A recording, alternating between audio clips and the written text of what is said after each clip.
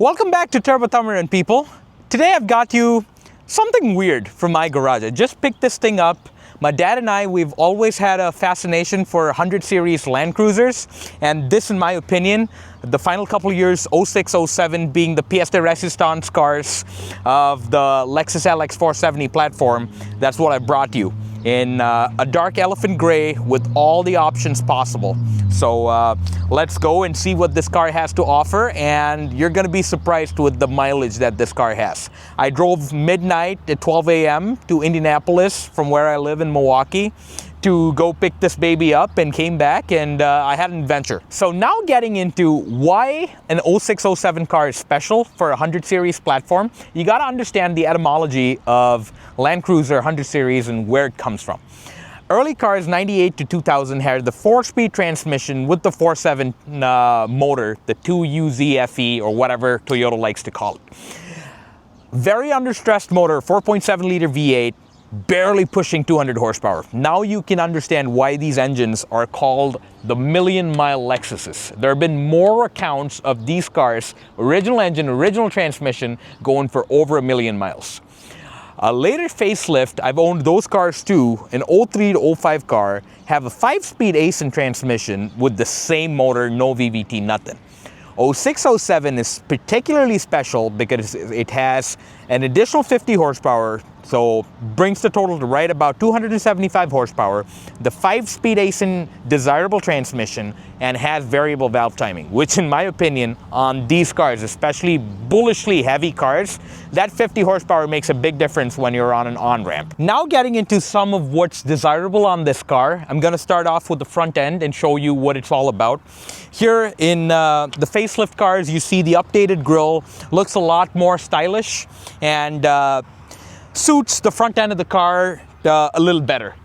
And then what's very special about this car is it has the thermal imaging, the night vision assist camera. Let me tell you what that is. At nights, especially when you're driving in North America, there can be beavers, that can be deer, any kind of thing that pops up. This car has a very, very rare option, which is a thermal imaging system, which shows up on your windshield with a heads-up display, portraying the entire front end or your vision as you see from sitting inside the driver's seat.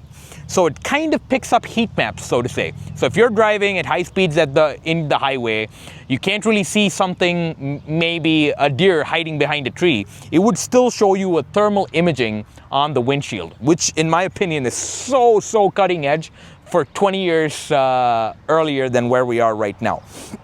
Moving on, you see the updated headlights over here. Very boxy styling. You can see Toyota really did not get into a lot of futuristic design, and I do strongly believe that this was the glorious period for Toyota Lean Six Sigma.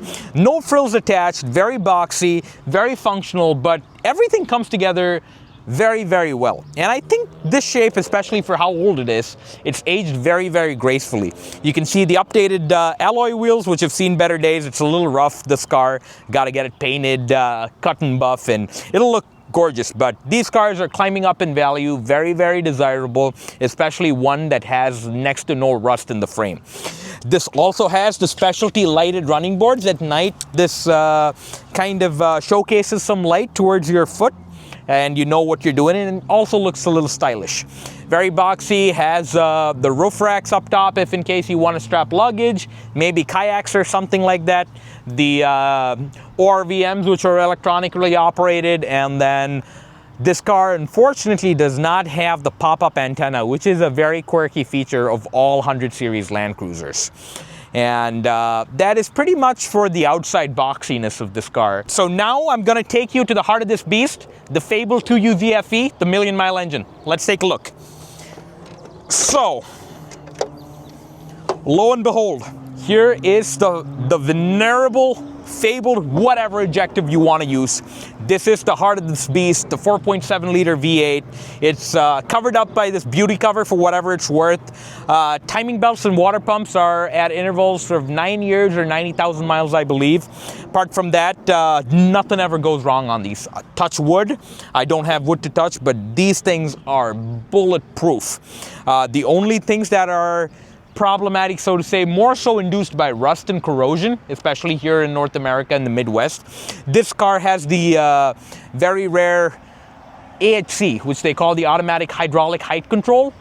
This rides very similar to the Land Rover in that esque. I'm going to show you inside how to operate it, but that is the only thing that goes bad on these cars when they rust out. So look at the container for this. This is huge for the amount of hydraulic fluid that it holds. Apart from that, very, very rudimentary, very basic Land Cruiser engine. An engine fan, timing belt, radiator hoses. As long as your belts and hoses are good, this motor is never gonna die. So now I'm gonna take you into this well-appointed, stately cabin, so to say, Japanese designed. Let's go. So a little bit of wear you can see. This is from the crazy amount of miles this car has. Getting into the cabin of this car, the ingress is very, very comfortable. As you put your key in, the steering wheel greets you, comes down, comes out, telescopic and tilt electronic steering wheel. You got all your controls over here. The Mark Levinson audio system. The very famous night vision assist system that I was talking about. This is how you come to it. You press this button, it shows up night vision in the instrument cluster, and this pad opens up and displays or projects, so to say, onto your windshield. So it's right in your sight or vision, I want to say, a line of vision, and then you go from there. I don't know if you can see over here, the odometer says 299,974. I'm going to be the proud person to roll this over to 300,000 miles. Can you even believe that amount of miles? And believe me when I'm saying this is not even the highest mileage LX470 I've owned. I've owned one with 400,000 miles, another one with 360,000 miles. It's crazy how long these cars go. Very, very well. You can't even see wear on any of these items. They're so well made. The Japanese really take pride in what they do.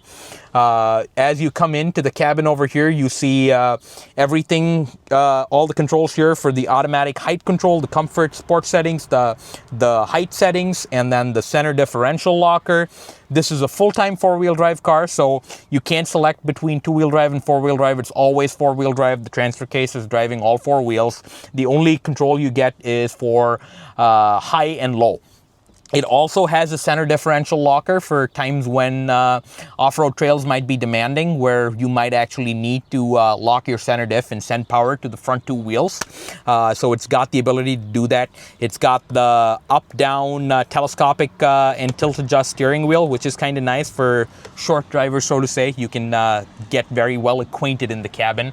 Has your sunglass holder, the tilt and opening sunroof over here. Can you believe this in 06 has a touchscreen center infotainment system? Everything is touch. Even your climate control settings are all touch. That's how you actuate your fan, your AC, and all of that things. Still has the down memory lane tape cassette deck for people who remember that. Still has memory seating that you can recall, so to say. Well, if two people are driving the car, you can select whichever memory setting and it'll pull it back to that place. Heated seats and pretty much even steering mounted controls, cruise control. So it's got everything that you can imagine. Talking a little bit about the quirks and features of this car, I'm going to start off with something, don't call me misogynistic, men or women. Men in summer tend to have issues when it's very hot outside, below the belt, so to say. So this car has something called as a crotch cooler. Look at how Lexus engineers thought this through. Toyota alleviates the problem of that, especially by blowing cold AC air right between your thighs. Maybe women need this too, but come on, more manufacturers have to put this in. Moving on from there, you can see a lot of the features in the center console. You see the fake wood, the faux wood over here. A lot of the controls, 90% of everything is done with the touchscreen, but there are a few buttons to enable you to do certain other tasks too. This is where the rear defroster, the rear AC, turn on and off, the heated mirrors. Wow, look at that. Heated mirrors back in those days. A lot of features. Coming down into the business end of this car, you see the AHC controls over here. This is what operates the beautiful magic Magna ride kind of feeling that this car gives you. This is how you operate the height, This is how you go down. This is how you go up. This is for the setting, for the comfort and the sport in the overall setting of things. When it's in comfort, it feels very bouncy, very loose in sport. The hydraulic pump just tightens up the shocks to make it feel stiffer. So to say, if you want to be more spirited when you drive, with 275 horsepower, it's not really going to be spirited, but it is what you can get. This is for the shift point changes in your 5-speed Aisin transmission, so to say. Power would hold gears longer, let you go up the rev band a little better. Second is more so for slippery starts in winter and stuff when you're going uphill. First might be a very low gear and might start spinning your wheels. Second starts it off at a higher ratio, helps you climb hills, especially when the conditions are very slippery. Heated controls for the driver and the passenger. The transfer case lever for high, neutral, and low. And you also got the center console here, which has some storage cubbies in here. Has something very interesting. Has the original entertainment remote for the rear seat entertainment package, which is also a very, very rare and elusive option for the Land Cruisers of this era. Has CD changes in here. Very, very comfortable. The one thing I want to make sure I let you guys know is that you can't probably feel it, but they don't make seats like these anymore in new cars. This just feels like my lazy boy recliner at home. I'm coddled in luxury over here. I'm just sitting, very wide bolsters, very cushiony. When you're going down the road at 70 miles an hour, you feel like a sofa or a lazy boy is moving at that speed. So that's what is peak comfort for me. You don't want to be, cramped in your seat, really skimpy on cushioning. You want to have every possible avenue of cushioning, so to say. Getting into the rear end of this car, very, very comfy. I'm going to show you how it feels like. There you go. Get in. You get a grab handle for people who are maybe the elderly, so to say, to grab onto something and get in. AC vents blowing right at your face. Very, very comfortable. The elusive rear seat entertainment package I was talking about does have a tiny screen. Does have RCA AV input for whoever cares. Headphone jacks over here if you want to not mess up the driver and the passenger. Your mom and dad sitting up front. You don't want to butt into their conversation. You can use that, but you see there's a lot of leg room. I'm 5'11", I got plenty of space. That seat's all the way back up. These seats do recline if necessary, and very, very cushy. Does have a center armrest, so it's a very, very comfortable place to be. I would not complain. As much as the front seats, this is equally comfortable, and it's a very nice place to be. An important thing I do want to mention is you do have separate twin zone, dual zone climate control. So the rear seat passengers can necessarily choose their fan speed, their comfort level, and where necessarily, I guess, the air gets distributed from, whether to your face or your feet. A quick nifty trivia for 100 series owners is that only the AC blows from the vents up top. Heat purely only comes from the footwell ducts. So a lot of people who buy these cars don't know about them. They turn on the heat in the back and they wonder, what is going on? Heat's not coming. The front vents blow heat, but there's no heat coming out of the vents in the back. The heat is configured so that it can only blow at your feet, and for those of you science trivias, heat rises, so to say. So even if it blows down, it's gonna eventually come up to the top of the cabin. So now coming to the rear quarter and the rear end of this car, this is probably the easiest way to distinguish a late model year LX470 with these taillights. These LED taillights are very specific. They only go on 06, 07 cars. So you immediately know that it is the final elusive edition year models for the fabled LX470 100 series platforms.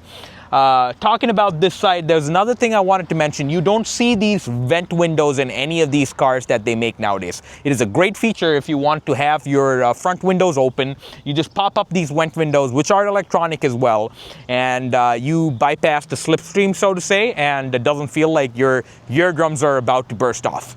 A few other nice features in the back over here. This does have the rear spoiler kit, which kind of adds a little bit of an extra tone of surprise to the rear of the car. Looks nice. It has the license plate lights, which sit in the split tailgate.